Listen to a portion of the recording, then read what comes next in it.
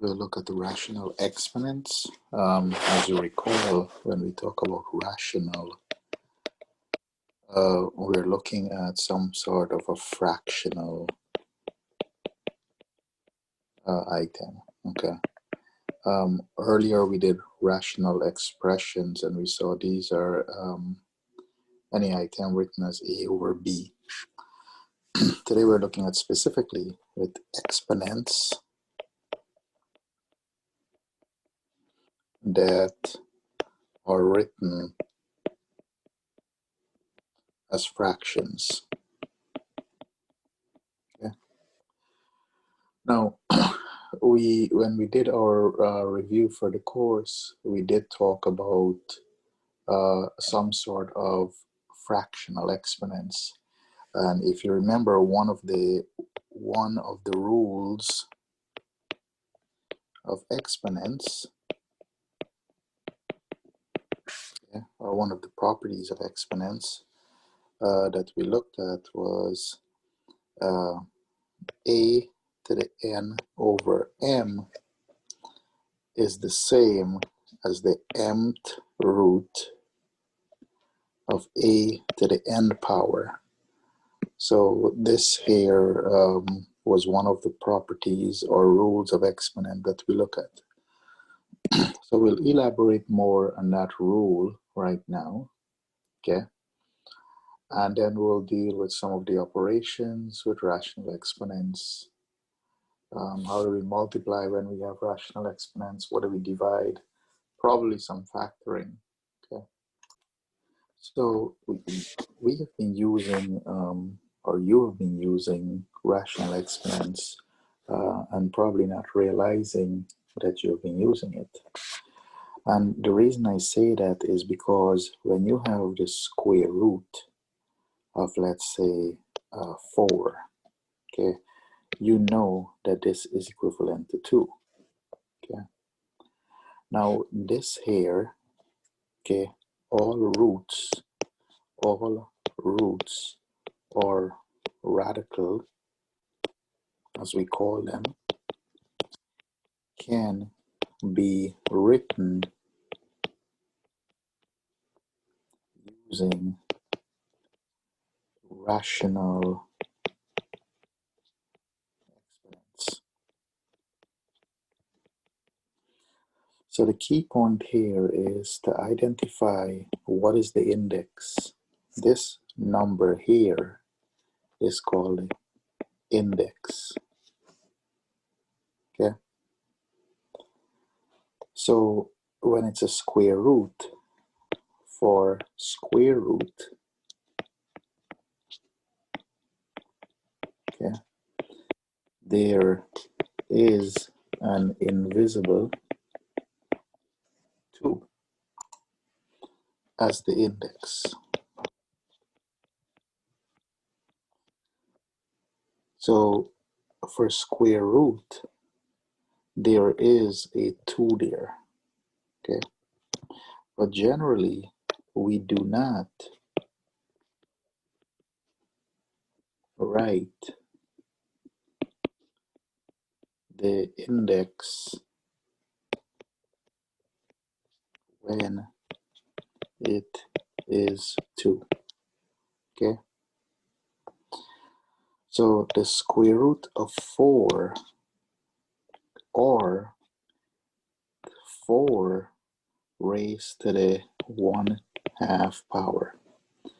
And the reason I'm going to use some colors here, there's a 2 here. This 2 is the denominator of the fraction. And the power of the number,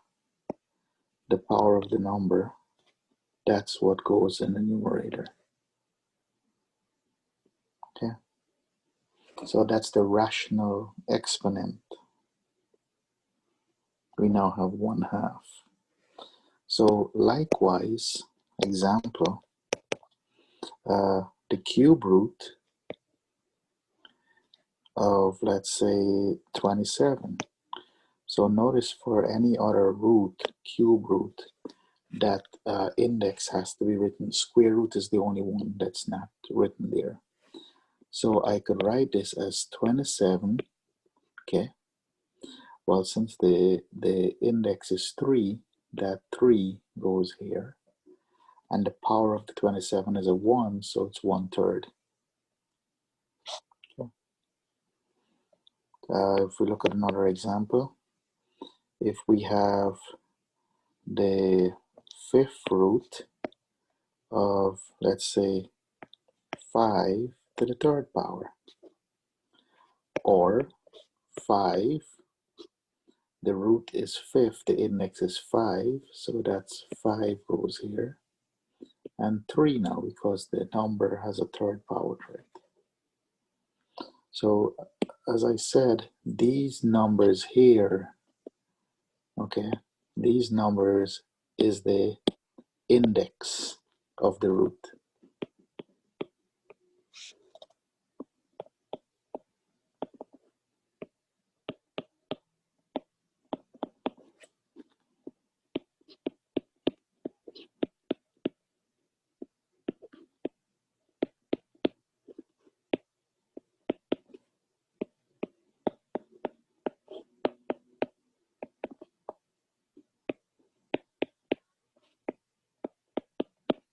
Okay. So in general, we can rewrite any root using rational exponent. Okay, any root. Now that is helpful because sometimes we tend to do things not realizing what we're doing. And the reason I say that is because if we have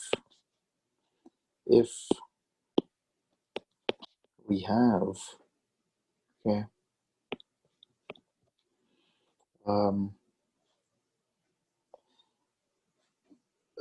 if we have, let's say, x cubed is equal to 8, okay, and we tend to figure out what is x cubed. Well, we know also that x cubed, if we raise this to 1/3 power, right, if we multiply it by its reciprocal, then 3 times its reciprocal, if you multiply these two based on one of the rules, when you multiply them, x times 3 to the 1/3, which is like 3/1, this becomes 1. Okay. Now if you do that to the left side, you must also raise this here to 1/3 power on the right side. And remember, this here really means the cube root of 8. Meaning what number, okay, what number when multiplied by itself 3 times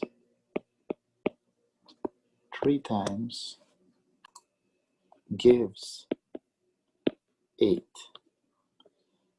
So you will notice that that number 2 times 2 times 2, so it's 3 times, that number is just 2. And you can see the check, right? If you check, 2 to the 3rd power is equal to 8. So 2 times 2 times 2 is equal to 8, so 8 is equal to 8, and that checks. So the whole point here is to show that we usually do things not realizing what we've been doing. We know that to get rid of a cube on one side, we take the cube root of the other. Or to get rid of a square, we take the square root of it. Okay. So in general, 2 things to review or to recall. Okay. We can review/recall. Okay. One of the properties a to the n raised to the mth power is the same as a to the n times m. Or we can say the same as a as m times n. The order here doesn't matter because of multiplication. And I want you to really understand this, right? Because the reason I'm stressing on this is because if we have x squared raised to the 1/2, this is the same as if we say x to the 1/2 squared, because you will multiply, and here you will also multiply. So the order in which we write them doesn't really matter, okay? And you will see later on that by switching sometimes the way we write it, you can make the problem easier for you. Very easy, okay? So that's something we have to really pay attention to. And you will see that as we do more examples. So suppose I ask you to simplify 8 raised to the 2/3 power. So notice that the denominator here is 3, okay? The denominator is 3, okay? So this is a cube root. Okay? This is definitely a cube root. Now, so this can be written 2 ways, right? We could say 8 to the 1/3 power square, or we can say 8 square raised to the 1/3 power. Now, which would be easier, okay? Which will be easier? And pay attention to this very carefully, because 8 square, okay, 8 square means 8 times 8, and then take the cube root of that. And then this here will be 64, and what's the cube root of 64? Well, I'm almost sure you have to think about that to know what the cube root of 64 is. But the cube root of 64 is 4, because if you take 4 and you multiply it by itself 3 times, you will get 64. Now let's look at this, the left side of this, right? The left side of this is the side that I prefer, actually. So this side is the better side. So the cube root, right? Keep in mind this means cube root here. This is cube root. The cube root of 8 is 2, okay? A number when multiplied by itself 3 times.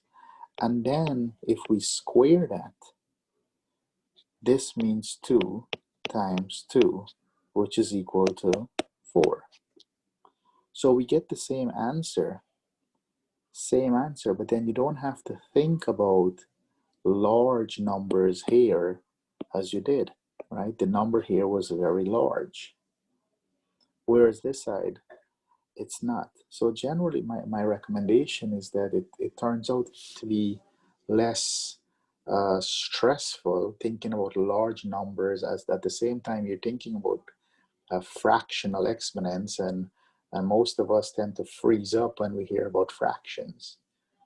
So my recommendation would always perform the operation with the root first if you can, okay? Then you don't have to worry about these big, large numbers. So in this example, let's simplify 36 to the 3/2 power. So as we know, we said that this is the same as 36 to the 1/2, then to the third. Or you could write it as 36 to the 3rd power, then take the 1/2 of that. Regardless which one of these you choose, when you multiply these two things, you do get back 3/2, okay? When you multiply that. Well, we know that 1/2 power implies square root. So what's the square root of 36? The square root of 36 is just 6. And then if we raise 6 to the 3rd power, okay, Whereas in this case here, automatically you're going to have to get a calculator. You're basically stuck because we do not know what is 36 times 36 times 36. We need a calculator. Okay? However, going back to this side here, we know that this here means 6 times 6 times 6. Okay? So if we multiply 6 times 6, if we multiply these two, we get 36 times 6. And then if we multiply 36 times 6, that becomes 216. Okay, so this is 216. So let's look at one example with a negative power now. Okay, so simplify 16 to the negative 3/2 power. So we know we can rewrite this, we can rewrite as 16 to the 1/2 and then to the negative 3rd power. Okay, and we know that this here means the square root of 16, which is 4 to the negative 3rd power. Well, we have to also remember what is the negative 3 mean. From our definition that we know that the negative power, okay, the negative power can become positive by putting it in the denominator. And now this becomes 1 over 4 times 4 times 4. If you multiply these two, you get 1 over 16, 16 times 4, which is equal to 1 over 64.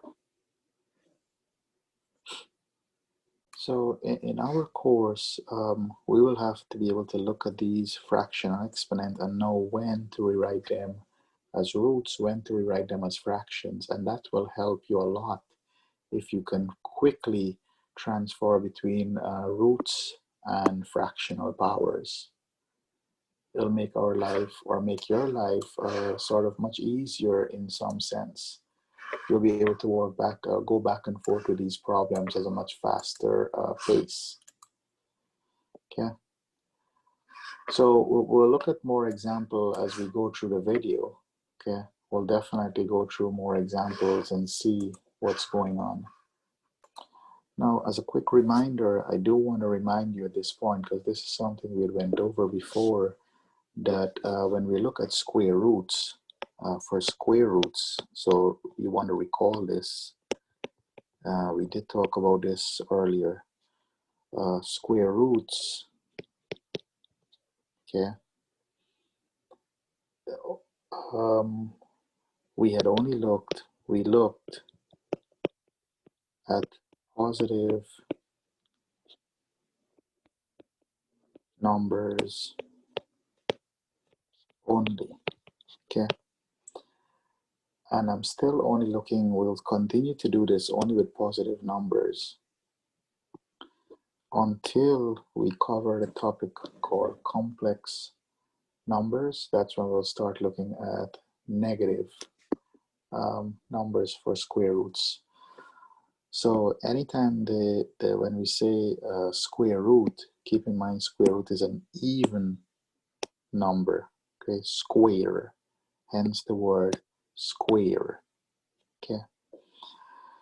So in general, anytime that index is a 2, you should only be looking at positive numbers. So keep in mind, you can take roots of negative numbers, but for now we're only looking at positive. So what happens if something is negative, we'll talk about that later. But for odd roots, okay, we can have positive or negative numbers. Okay. For example, if I ask you what is negative 8 raised to the 1/3 power? Okay, or this means the cube root of negative 8, right? You should see the link that this is the same. Okay, so the cube root of negative 8, the cube root of 8 we know is 2, so the cube root of negative 8 becomes negative 2. And the reason why is because negative 2 times negative 2 times negative 2 becomes negative 8. So that number we're really thinking about is a negative 2. Okay, negative 2 is the number we're thinking about. And that's not possible when we have square roots, because anytime we multiply two negative will turn out to be a positive, right? So there is a little trick that we do. We factor out negative 1, which we'll talk about later on. Now, keep in mind that if I ask you, yeah, keep in mind that these two things are totally different also. Example, negative 8 to the 1/3. Okay, this is different. Okay, note, this is different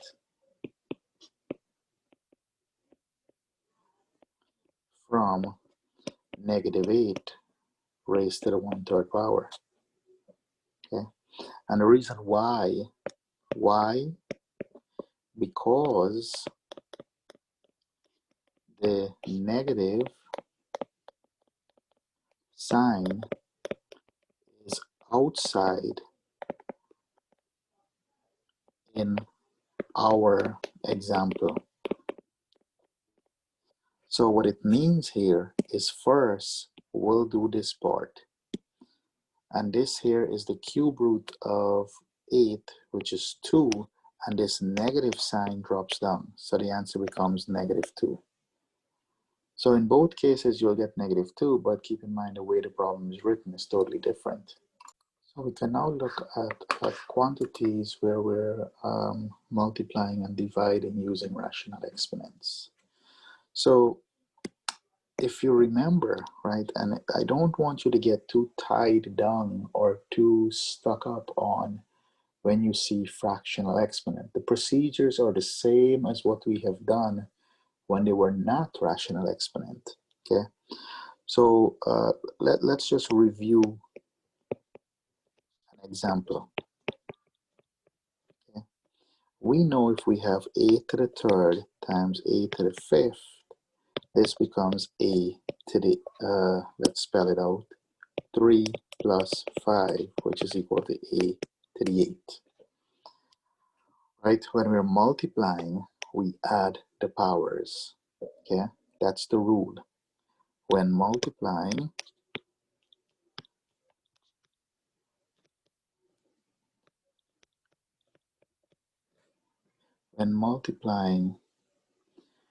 the same with the same base, okay,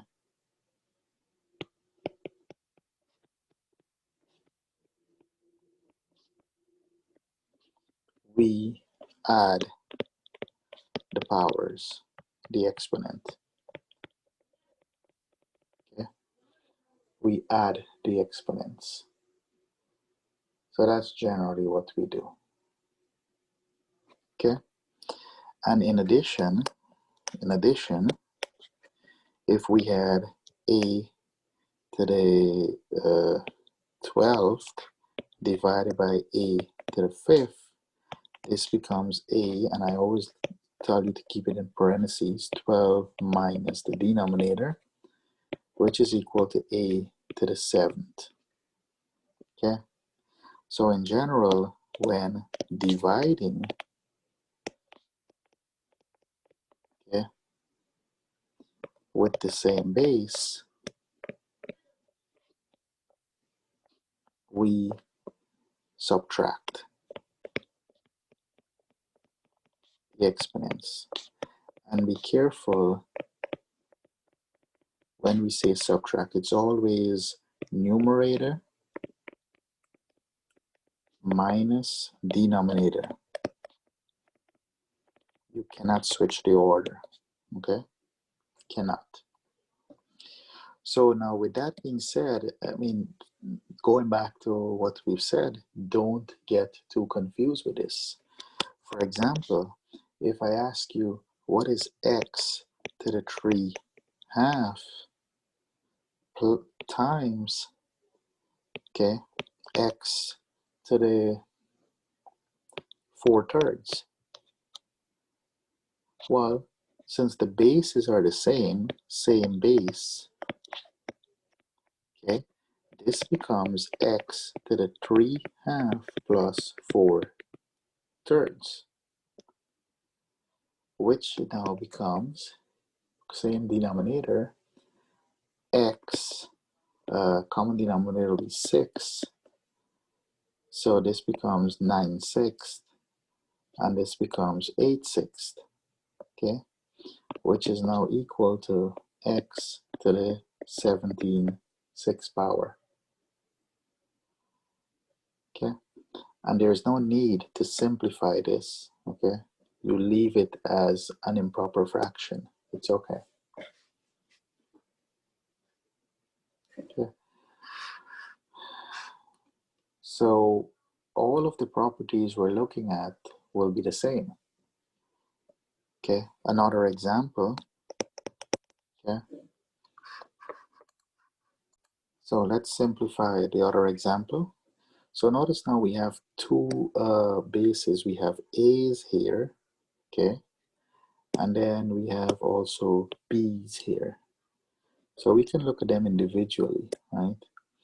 So if you try to simplify what we have in red, this becomes A 3/4. Since we're dividing, we'll now subtract the denominator, which is 7/8. And then we have b to the 2nd power minus 1/4. And then we have to go and simplify this portion here, and then we'll finish work with that. So this becomes a, the common denominator is 8. Okay, so this is 6/8 minus 7/8, which becomes a to the negative 1/8.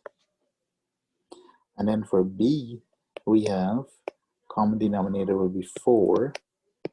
Okay, so this becomes 8, and here is a 1, so this becomes b to the 7/4. Now, unfortunately, you cannot leave negative exponents, right? You should never leave an answer as negative exponent. So this here becomes a, but 1/8 now, 1/8 power, okay? A to the 1/8 power, but in the denominator, times b to the 7/4. And if you want, you can simplify this even further, so you get b to the 7/4 over a to the 1/8. Okay? So I will take either answer for now. Either this answer or this answer has the same meaning. Okay? Either one of them is correct. Obviously, I prefer the later one than the second to last step. Let's look at another example. Simplify.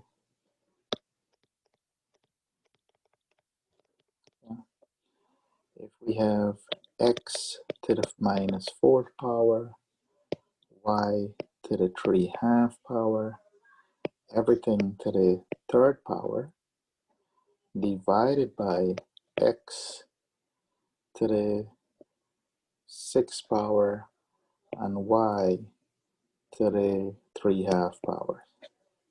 Okay.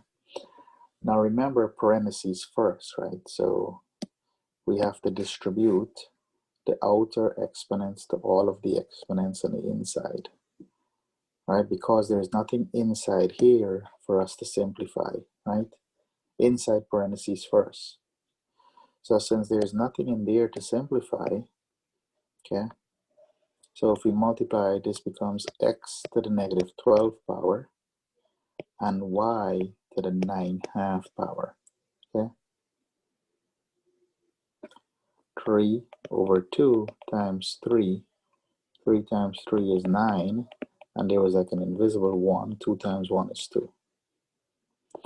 The denominator becomes x to the 6 and y to the 3/2.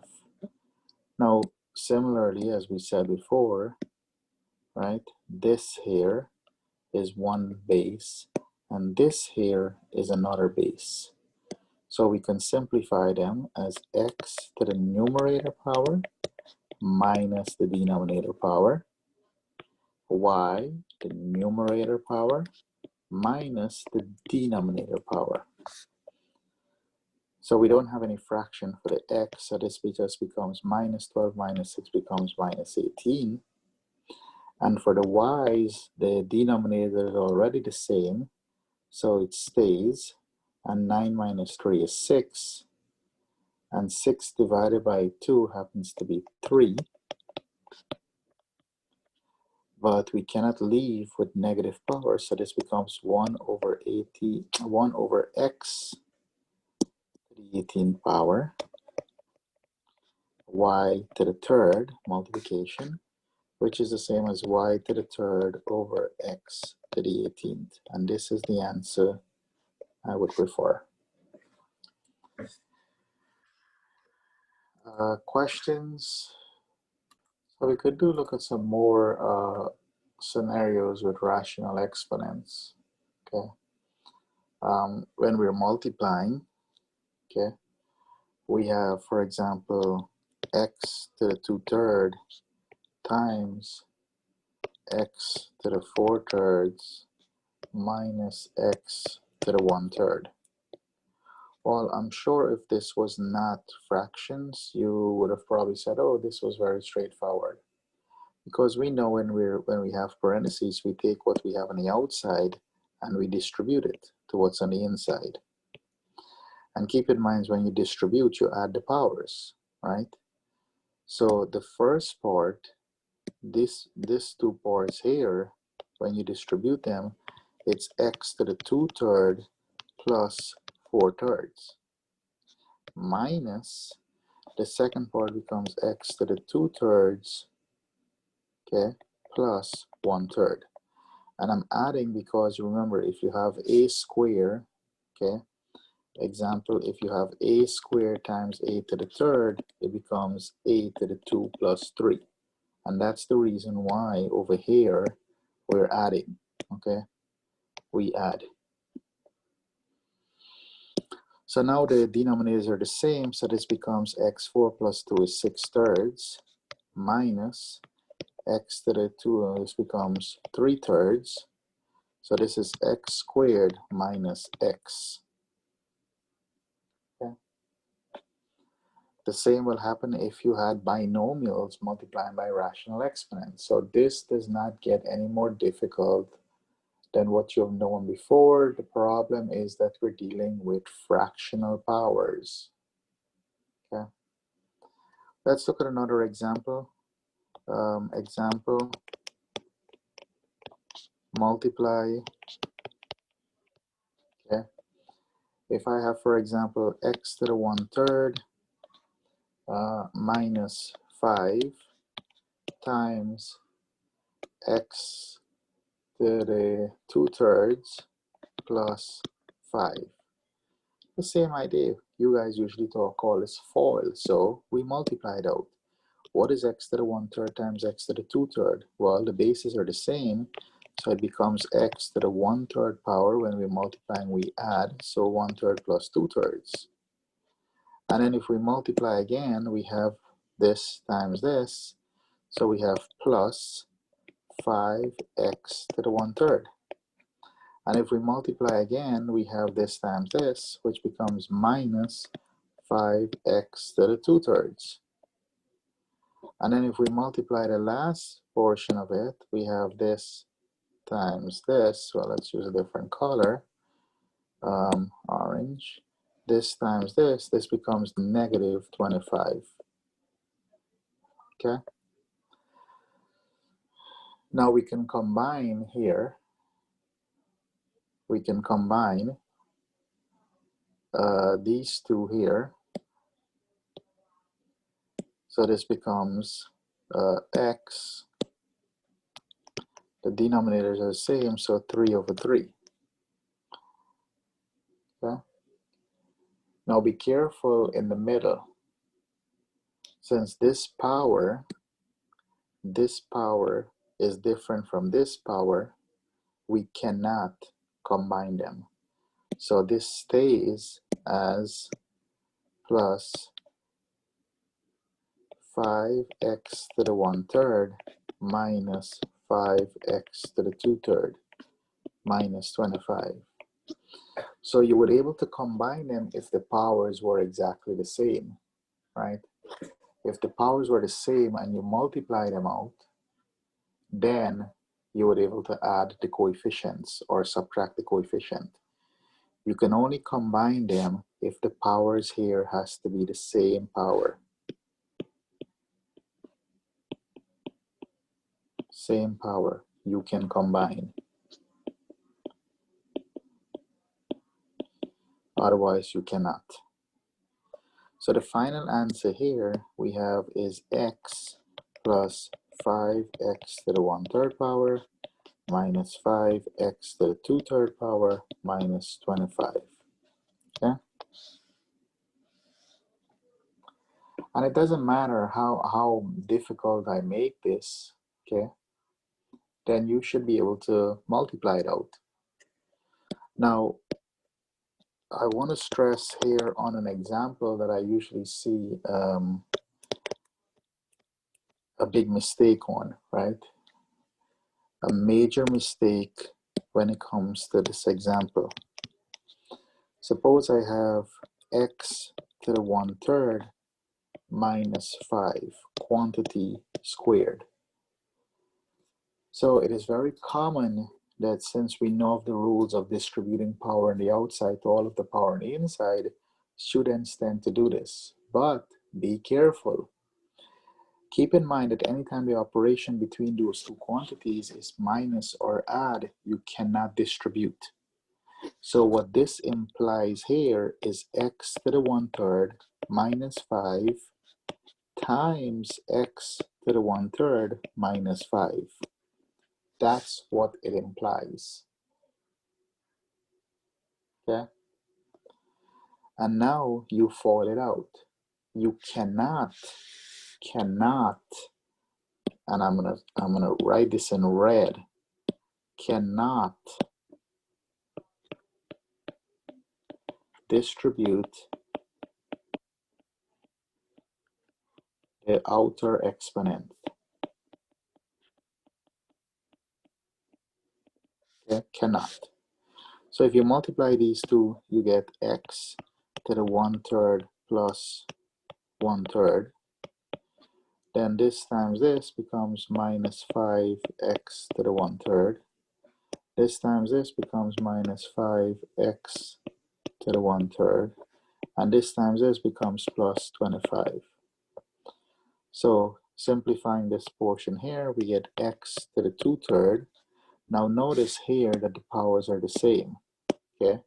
If the powers are the same, then we combine the coefficients. So this becomes minus 10x to the 1/3, right? You add the coefficient plus 25.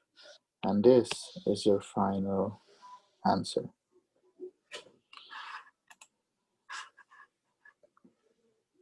What happens when we are dividing? If we're dividing, the procedure is still the same. Now let's look at divide.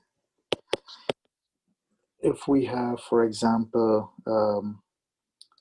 let's say 25x to the 2/3 y to the 1/3 minus 30x to the 4/3 y to the 2/3, all of this divided by 5x to the 1/3 y to the 1/3.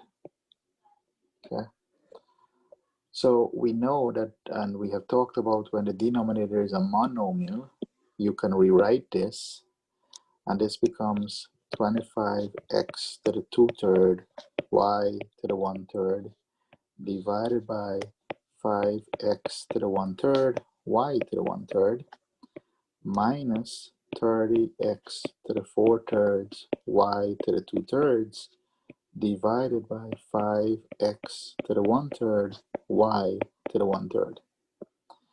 And we can divide now because 25 divided by 5 happens to divide evenly. If it doesn't, you leave it as a fraction. So this becomes 5. And then we have the same bases here, okay? So this becomes x to the 2/3 minus 1/3. And then likewise, we have same bases here. So this becomes y to the 1/3 minus 1/3. And we do the same thing for this side now. So minus, I'm going to write it at the bottom here. This portion actually, this portion here happens to go. So we have, we can write that as 6, okay? Then we have x to the 4/3 minus 1/3, and then y to the 2/3 minus 1/3. Okay, so I don't like how that is quite squished up over there. So coming down over here, we have 6x to the 4/3 minus 1/3, and then y to the 2/3 minus 1/3. Simplifying, this becomes 5x 2/3 minus 1/3 is 1/3, and y 1/3 minus 1/3 is 0. Minus 6, 4/3 minus 1/3 becomes x to the 3/3, and y 2/3 minus 1/3 becomes 1/3. Now, a few things to remember. What is y to the 0?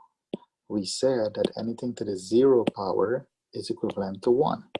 Okay, so this becomes 5x to the 1/3 times 1 minus 6x to the 1, because 3 divided by 3 is 1, y to the 1/3. So final simplification step, 5x to the 1/3 minus 6xy to the 1/3. And here is the quotient of the division. So the whole idea of the division is the same as what we're doing also, okay? And you have to be good at division in order to do the factoring of rational exponents also. Okay.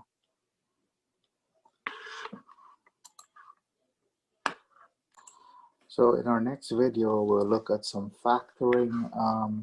How do we factor with rational exponents? And then we'll move into radicals. Okay, how do we simplify radicals? After the simplification of radicals, we'll move on to rationalization. And I think that is all I'll plan to cover for this chapter. Okay, so I'll see you next class.